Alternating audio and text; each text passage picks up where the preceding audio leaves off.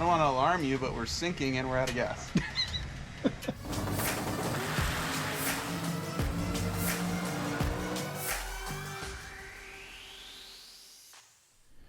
All right, guys, we're down here in Georgia, Finnegan shop. Going to take a look at the caddy that just got back. Yeah. Take a look at the turbo boat that I've only seen online, and maybe go to the lake a little bit. Yeah. This is a jet boat on steroids. I have a jet boat up north with a big black Chevy, and it runs NA, and I got it for doing rooster tails, and it does a pretty awesome job at it. And then you can go the extreme other way. Mine will do about 100 miles an hour. I'm not sure what this will do. A lot more than that, I'm sure. So, and they do it with a lot more style. So, obviously he's got a Sonny's Hemi in it. Twin, would you say these are 85 millimeter turbos on it? I believe. So, what's it running on? Race gas or? Yeah, it runs Rocket Brand 118, or at least it was when we could get a hold of it. You could probably run it on pump gas because it only makes 9 pounds of boost right now. But based on the fuel flow numbers, they think it makes 1,700 right now. Honestly, don't know. I've only stabbed it for like 5 seconds, so I don't even know how fast it is. But so 1,700 with the capability of 4,000 if needed. Yeah, if you had So. yeah, I don't know what it would do with these turbos, but yeah, I think you could probably make 4,000. But why would you in a boat like this?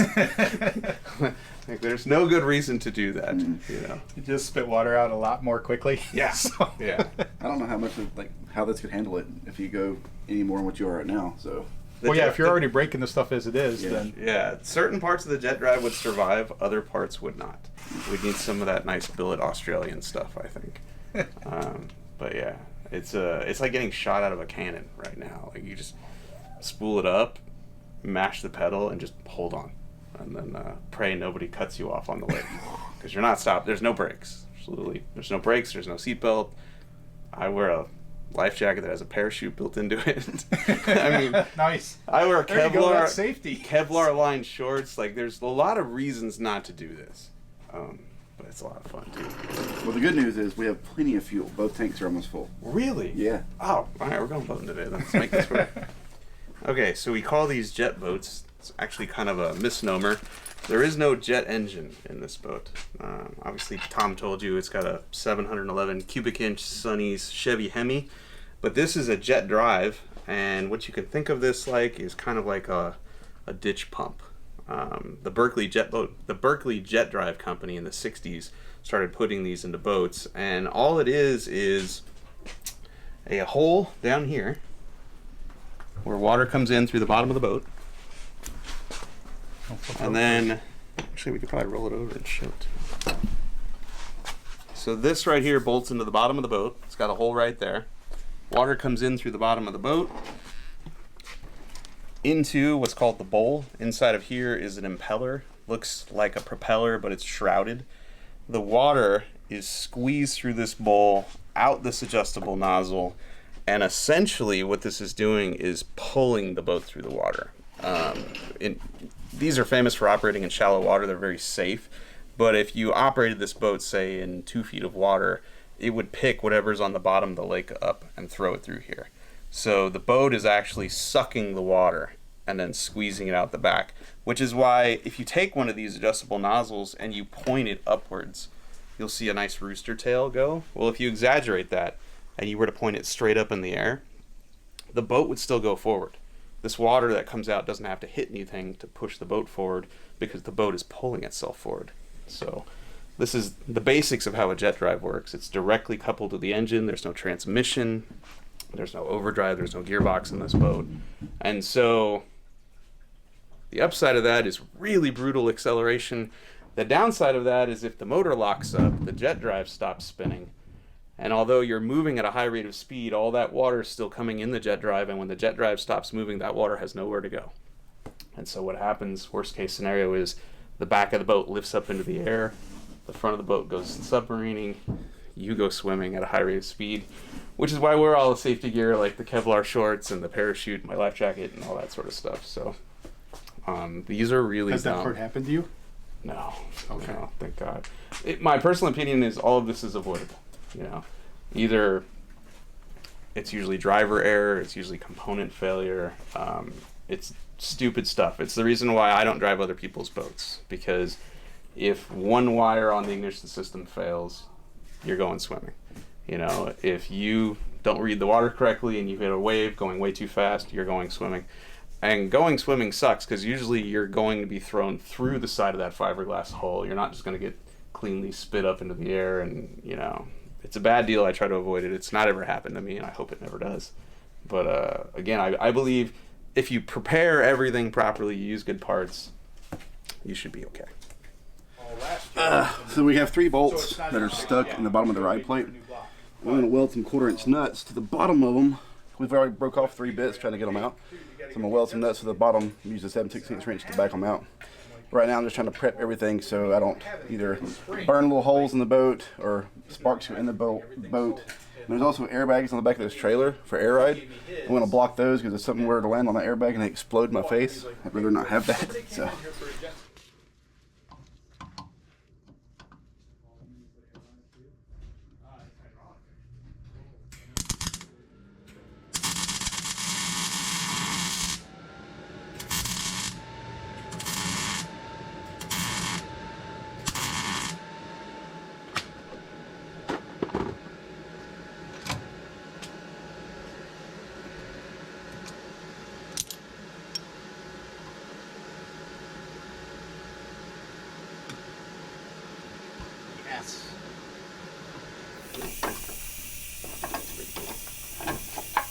Normally you don't have to use a welder to disassemble your jet boat, but when you don't put enough anti-seize on the bolts, then they tend to get stuck in the aluminum pieces. Okay. That's what Cotton was supposed to do? Yeah. It's definitely Cotton's fault because he's not here. Yeah. It's always Cotton's fault. I think he's a fool if he rides in it. No, it'll be good. It'll be good. I think driving one of these is a lot different than driving a car with a windshield and seatbelts. So you don't have to go very fast to spook anybody in the passenger seat.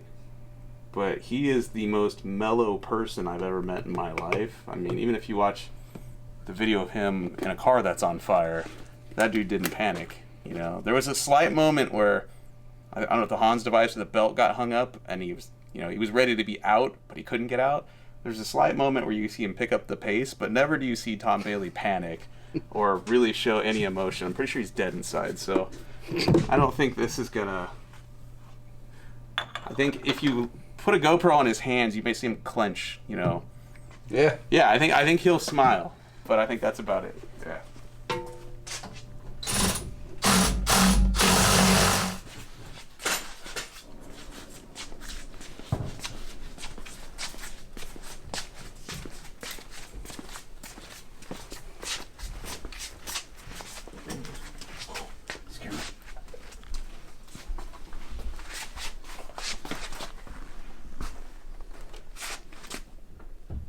You can grab it by the shaft here if that helps you.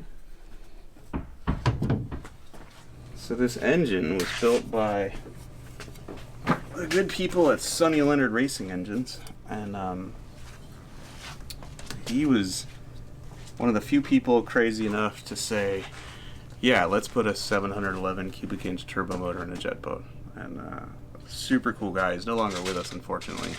But the engine's been amazing. We built it to run a long time.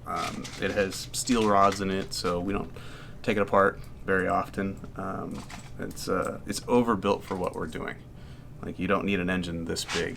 But I had sold my last drag boat an engine combo and clipped my coupons and saved some money and went, I want one of yours. I want a 5-inch bore space big block Chevy.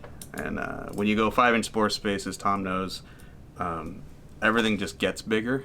You know, I didn't need a 711, but the 5-inch bore space heads require big valves. The big valves require a big cylinder. Big cylinder means big pistons. Because it's a turbo, he wanted a lot of stroke in it, a lot of swept volume to make it spool fast. So the next thing you know, I went from a 582 Chevy in a boat that went about 130 and ran low 7s in the quarter to this animal that I've only stayed in the throttle for about 5 seconds. And just here on my local lake hasn't been to a drag strip, so I have no idea how quick the thing is. I just know it gets my attention. Oh, and that's a Hemi-headed big block. Yeah, Right? so it's a Brodix block, which is big block Chevy, Yep. but with a bigger bore spacing. And then it's Sonny's cast aluminum Hemi heads. And it's got a Sonny Bryant crank, CP pistons, Carrillo rods, precision turbos, Holley EFI Dominator system is running everything, the fueling and the ignition, and data logging everything. And then this is a Tom Peterson Placecraft hull. It's 19 feet long. The hull, empty, weighs 420 pounds. So the power to weight ratio of this is ridiculous. Yeah, when you hit it, it will pin you in the seat. And you don't have tires, so we don't have traction or anything. So with a good jet drive that's built really well, the throttle is instantaneous. You start moving. There's no tire spin. So it's a lot of fun. I like cars a lot, but these are where it's at. And do you open the bypass to spool it, or? So let's talk about that. So remember I said it's direct drive, right? There's no trans. So you don't have brakes and you don't necessarily have reverse, depending on how it's configured. But this jet drive has what's called a placed diverter nozzle on it. It is adjustable up and down, so you can trim the attitude of the boat as it goes across the water. This also opens and closes and gives you neutral and then forward. So when it's in neutral, the water is redirected out the sides. So I can sit here as if I have a clutch and spool it. Gotcha. Where mine's got the cups on it, so mine actually goes into reverse when you drop that. Right. I can take this off and put a different one on here and have reverse, but I don't know. I don't really care about reverse. I just like leaving with boost, and so it's a lot more fun to have this on here. Like I can rev it up to about 3,500. It'll stay shut at that, and then when you leave at 3,500, it doesn't make any boost unless you're on a two-step. But at 3,500, it will go from 0 to 9 pounds like that, and it's fun. It's a lot of fun. So. Gotcha. And all so this that's your trans brake, because that flips up, and there you go. Yeah, that's literally it. You've got a gas pedal and some buttons and switches on the steering wheel, and so it's rev it up, and then just flip the switch. The CO2 opens that up, and then about 1.2 seconds into the run, the ECU tells this to get CO2 to lift that up to your running height, and then you're off. Forward, reverse, give me up and down. Okay. The pop-off shouldn't have changed, but go ahead and blow it. Blue one? All the way to the left. There we go. And then close it. Hey! We put it together, right? Sweet. Yes. Let's hope it starts.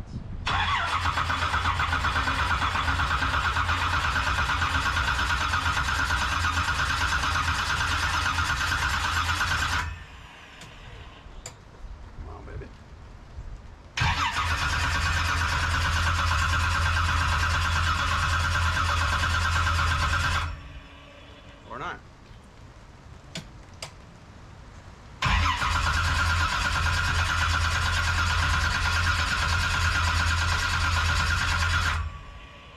I need to prime it again. Yeah, I got the throttle. Alright, ready?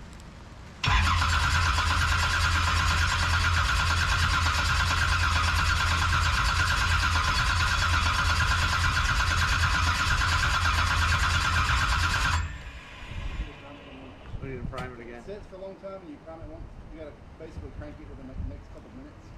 Let's try Tom's Alright. idea. Here we go.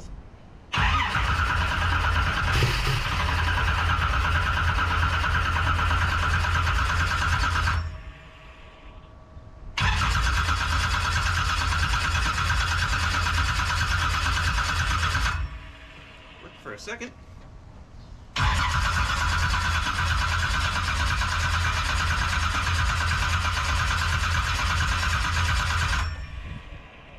It's not smoking out of the turbos.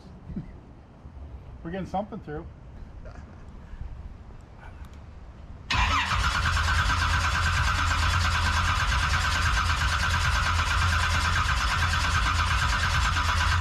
wonder if that didn't make it start. It just wanted to for a second. We're just ready. Yeah. Try it again without that.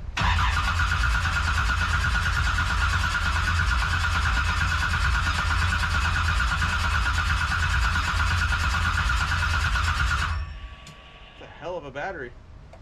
It'll work.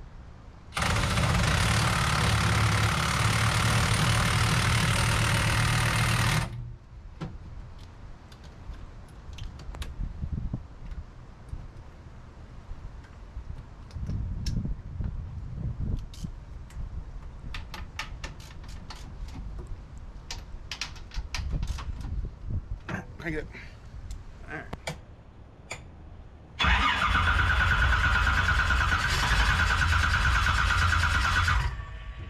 It wants to go now.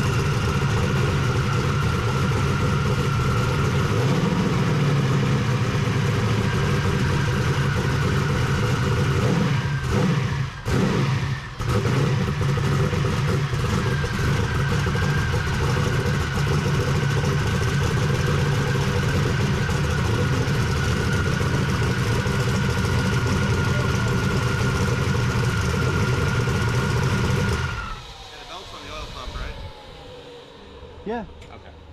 Wow, you scared the shit out of me. Where we read it at. Oh, I switched screens earlier, and Whew, scared me. Well, he said something about oil pressure. I was like, oh god, did we put I just said, where is it? did we put the belt back on?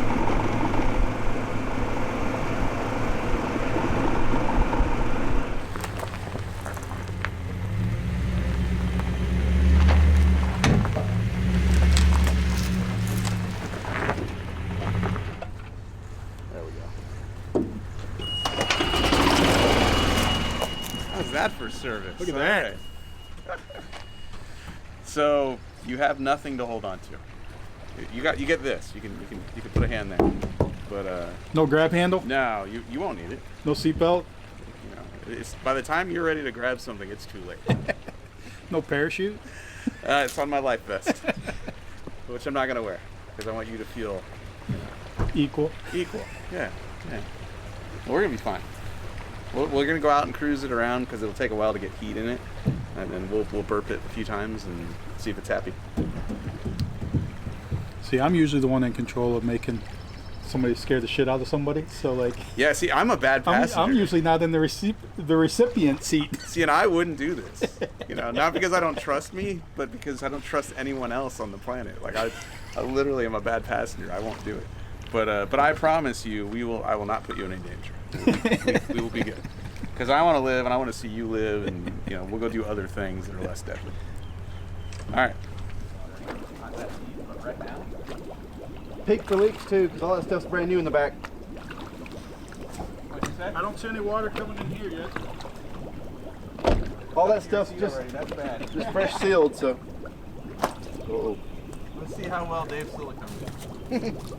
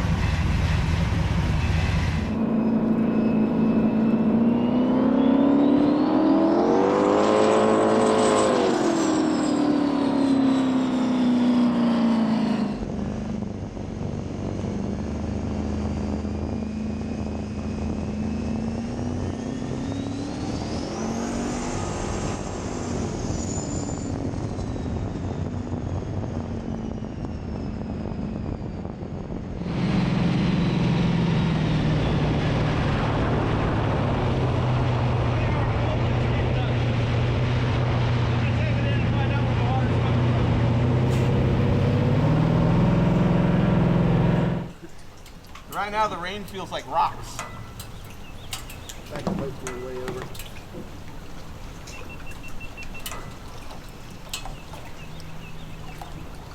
I'm almost thinking, oh yeah, I know what it is.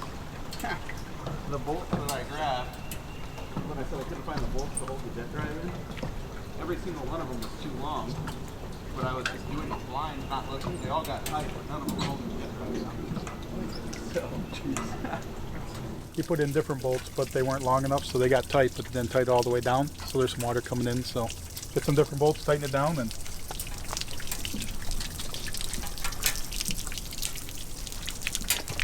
See that one right there? Oh God. Okay. Yeah. No. You're the guest of honor. come on, Grandpa, I'll help you get in there. It's not age, it's all about accommodations here. Nothing but the Let's best. be real. We don't want you to scratch the boat. Well, that too. Let's be real. You're kind of fat, and we're kind of worried about the fiberglass. It is thin though. You want to see something crazy? Are you rolling? See this? Oh wow. You can't walk on the bow of the boat. That's how it weighs 420 pounds. The bottom is thick and really stiff, but everywhere else where it doesn't really need any weight, that's just, I don't know. It's maybe Wow. an eighth of an inch thick right there. You can just push your finger through it. So there's no breakdancing up here, Tom. Jeez. Yeah.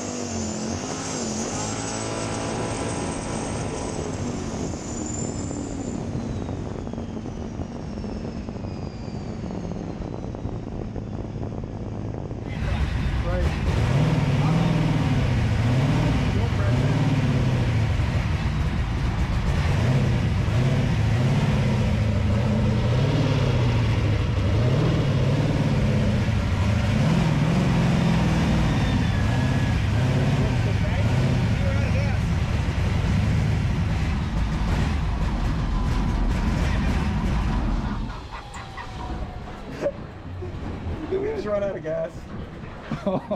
Did we literally just run out of gas? Will it prime with the other? Oh, probably not. Normally we carry a tool bag in here with the tools to prime it. Oh yeah, they're in the back of the truck. Yeah. I warned Dave. He's like, it's full. I'm like, I don't think it's full.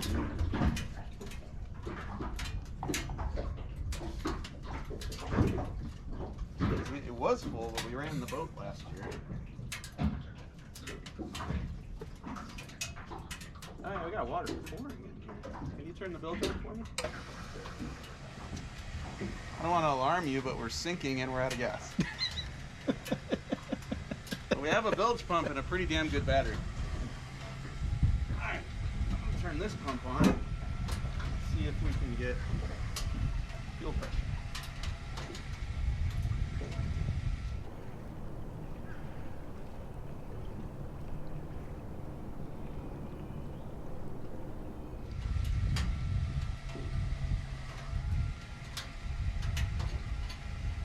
You changed return lines over there too? Yeah, I can reach it all. As long as I don't burn myself. It's like falling on the turbos.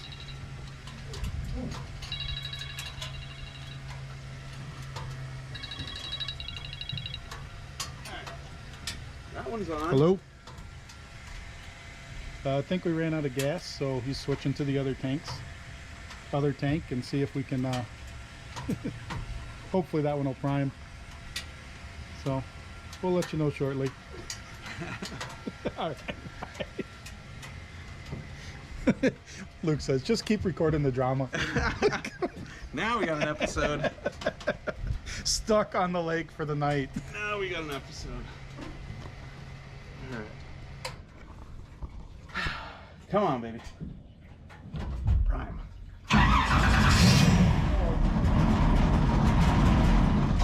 Gotta hit it.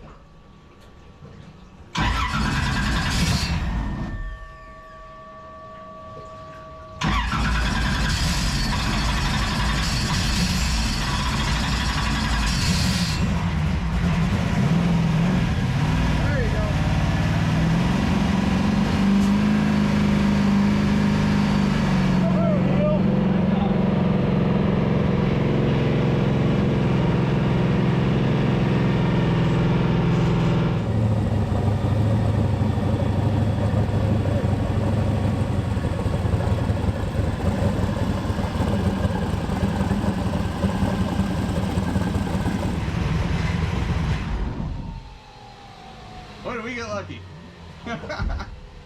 It ran out of gas. I don't see how you went through a whole tank. I don't think it was actually It full. was. I saw it in the Really? driveway. I saw it in the spout. Well, something's going on. It lost prime, and water is pouring in the boat from the transom adapter. So on this side of the boat, about halfway up the suction housing, about that wide, just a stream of water is coming. It's fine, dude. It's all good. He hadn't told me yet who had to swim, so I wasn't that worried as of yet. So, And then I told him, I was like, damn. I was like, I ain't swimming. It's too cold. Well, I was you didn't back put there the going. little kayak in there, and you can take it out there. You could have towed us back on the. I was back there going, how can I switch tanks without melting on the headers? I did it. I managed to do it. Well, I think Mike ruined my boat. I had a nice jet boat at home, and it was a lot of fun. And then I just found out there's more fun to be had, and I'm kind of like, I guess I'm the bracket racer of the bunch now. Well, we were just talking about this. I'm like, here's the thing. I'm like, you know, I feel like I know Tom, you know, pretty well.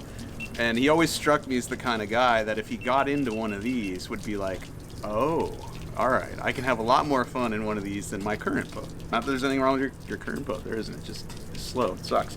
But, you know, like drag week is awesome because drag week is drag racing with a whole lot of other fun elements that go into it, you know, the road trip and the people and all that. And these kind of boats are really cool to go organize drag boat racing, but where the fun is really at is going to the Colorado River and driving a boat like this to a sandbar to hang out with all the people and then street racing it on water. So I feel like the two of us need to head west.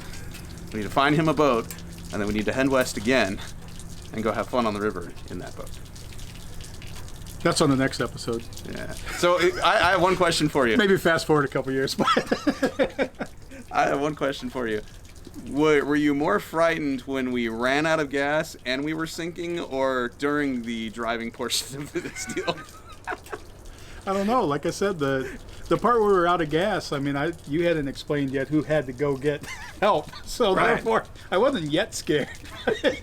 I hadn't told you you'd be the one swimming back to shore. Yeah. Got it. And how long the battery could keep the bilge pump going for, I guess was the Yeah. other problem. It's a little battery, little tiny bit. I crawled to the back to switch gas tanks, and I just saw this stream of water coming in from the pieces we siliconed on the back of the boat today while we, went to lunch.